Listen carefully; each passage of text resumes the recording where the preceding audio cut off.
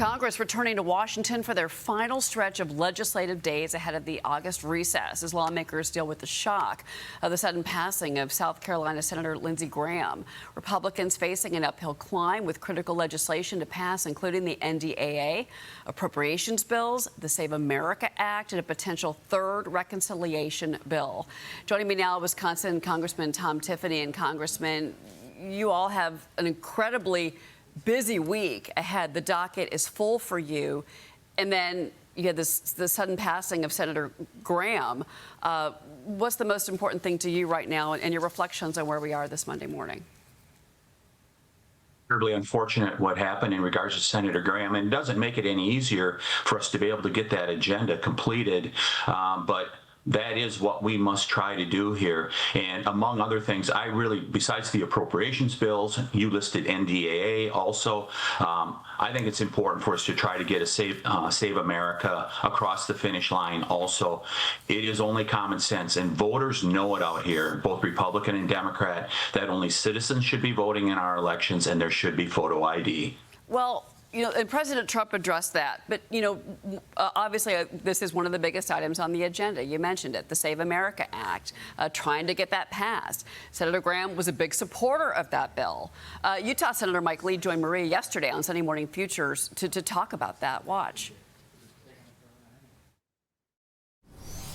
One of the pieces of legislation that the senator talked about and supported was the Save America Act, something that you co-sponsored, that you have been pushing for a long time.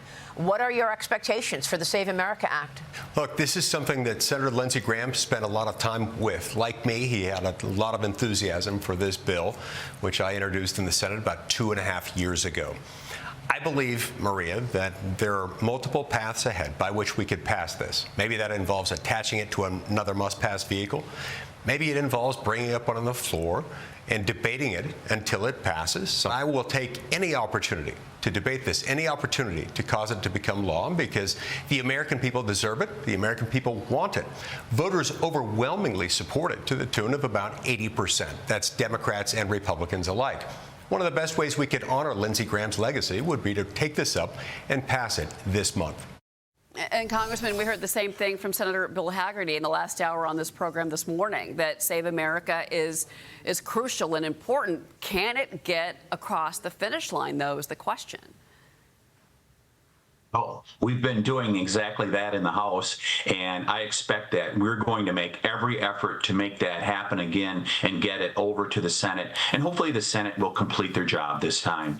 And, you know, whether it's in the name of Lindsey Graham or simply that we should make sure we have honest elections in America, we should make sure that this bill gets passed. All right. Well, you attended an event with Vice President J.D. Vance in Milwaukee last week, and the Vice President was touting the Trump administration's crackdown on fraud. The administration already investigating states like Minnesota. Do you want to see an investigation in Wisconsin? And if you are elected governor, which you are, of course, running for governor of your state, would you welcome that investigation?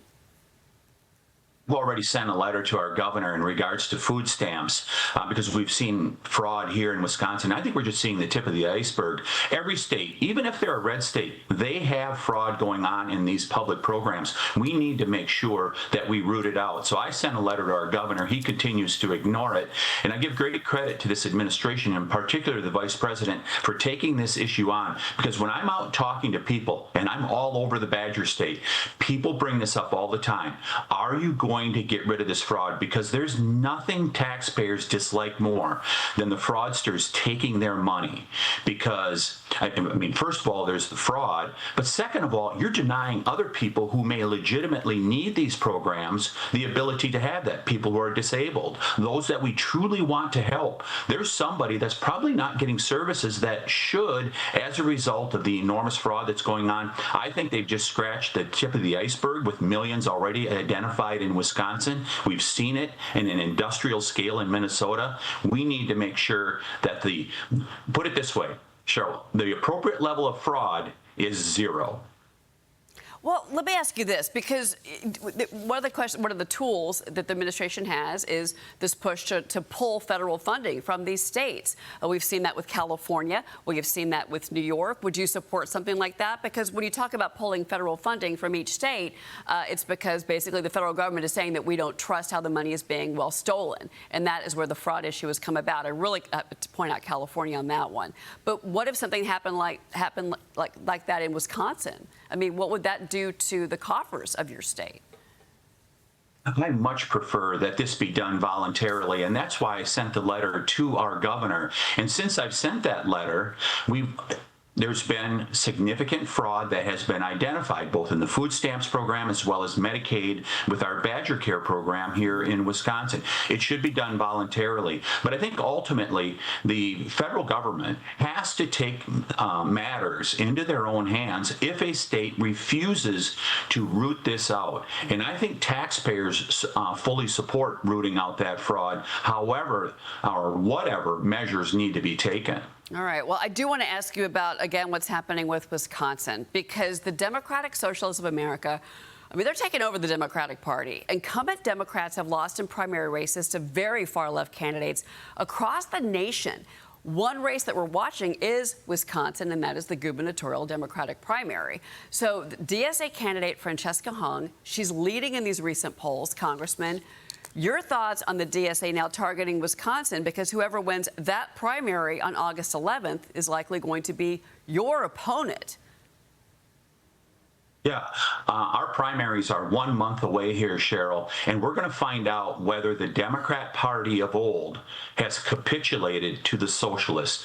And it does not look good here in Wisconsin for the Democrat Party. I know some are trying to head this off. I don't know if they're going to be able to do it, because there's great passion amongst some in the base of the Democrat Party to adopt socialism. But we're going to find out whether they capitulate or not. And if they do, there is going to be, I mean, first of all, there's a clear contrast already, but there's going to be a really clear contrast, because the Democrat that you see on the screen here, she's called for abolishing prisons, abolishing the police, not just defunding the police, abolishing police, and taking over, having government-run grocery stores. I mean, it is as extreme as you can get. The contrast is going to be very clear if someone like her is elected by the Democrats. Well, and that's the question we've already posed on the program this morning, is what you're seeing that happened here in New York City with the mayor here, the Democratic Socialist, empowering.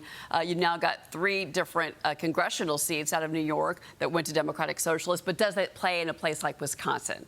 And I'm not sure it will, but final word. Yeah, that's the question. I mean, is Wisconsin going to be the firewall? Is it the heartland? Are we going to reject this? That's going to be the key question when we get to November here. Are we going to stop this? I believe we are. I believe people will reject socialism. We're going to be the firewall here in Wisconsin to stop this. And the nation is watching, is particularly what happens in Wisconsin. And we're going to be following your campaign as well. Congressman Tom Tiffany, thank you for being here, Congressman. Appreciate it. We should join you, Cheryl. All right.